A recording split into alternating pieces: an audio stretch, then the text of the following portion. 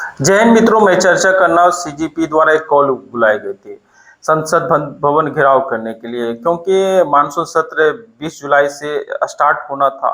इसमें उसमें भारतीय युवा वर्ग हर राज्य से पार्टिसिपेट लिया। जो व्यक्ति नाराज है, युवा वर्ग जो शिक्षित है, जो व्यक्ति बेरोजगार हैं, पीड़ित है, सरकार से सिस्टम से पीड़ित है, क्योंकि सरकार द्वारा एग्जाम ली जाती है तो हमेशा कुछ व्यक्ति नकल के माध्यम से सिस्टम में बैठे अधिकारी सरकार द्वारा उसे सहयोग करके जो आर्थिक रूप से परिपूर्ण व्यक्ति उसको जगह दी जाती है।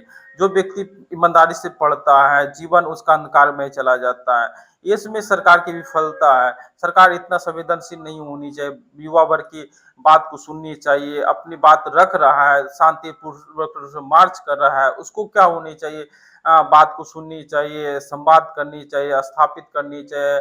क्यों युवा वर्ग नाराज? एक भी युवा वर्ग नाराज है तो देश के लिए ये खतरा है, क्योंकि भारतीय युवा जब जगेगा तो क्या होगा, उसे आने मानसिकता दबाव पड़ रहा है, क्योंकि उस एक युवा वर्ग से उसका परिवार पूरे जुड़ा हुआ है, क्योंकि एक चैन बना हुआ है। भारतीय युवा वर्ग को नाराज नहीं कीजिए। आप एक आप सरकार में आप बैठे हुए जितने भी अधिकारी हैं, जितने भी हमेशा क्या जब बोला जाता है कि लोहिया का मानना था कि अगर सड़क खामोश हो जाए तो संसद आवारा हो जाती है। उसी तरह संपूर्ण क्रांति का आंदोलन शुरुआत जयप्रकाश नारायण द्वारा 5 जून 1974 ईस्वी को की गई थी, गांधी मैदान पटना से। वो पूरे भारत में जिस तरह से भारतीय युवा वर्ग उस समय इंदिरा गांधी सरकार को झुकना पड़ा, उसके बाद उसकी सरकार चली गई थी। इसी सरकार को मैं बोलना चाहता हूँ, इतनी घमंड मत पालो, आने वाले समय में आपकी भी सरकार ना चला जाए।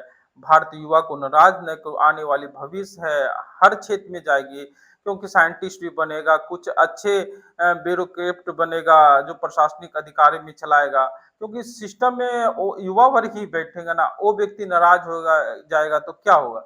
सिस्टम में बैठे अधिकारी जिस तरह से मनमानी रूप से वर्क कर रही, उस पर निरंकुश को नाकाम कसनी चाहिए। सरकार को युवा वर्ग को सुननी चाहिए कि भारतीय युवा वर्ग नाराज हो जाएगा तो क्या हो जाएगा? सरकार की विफलता सामने हो जाए, अंतर्राष्ट्रीय न्यूज में चली है, सरकार की इमेज खराब हुई है कि भारतीय इतना युवा वर्ग नाराज है, तो अंतर्राष्ट्रीय न्यूज में इतना कवर की गई है, तो भारतीय युवा वर्ग द्वारा चलाई गई आंदोलन सफल हुआ है, ऐतिहासिक हुआ है। आने वाले समय में इस तरह ही क्रांति होनी चाहिए।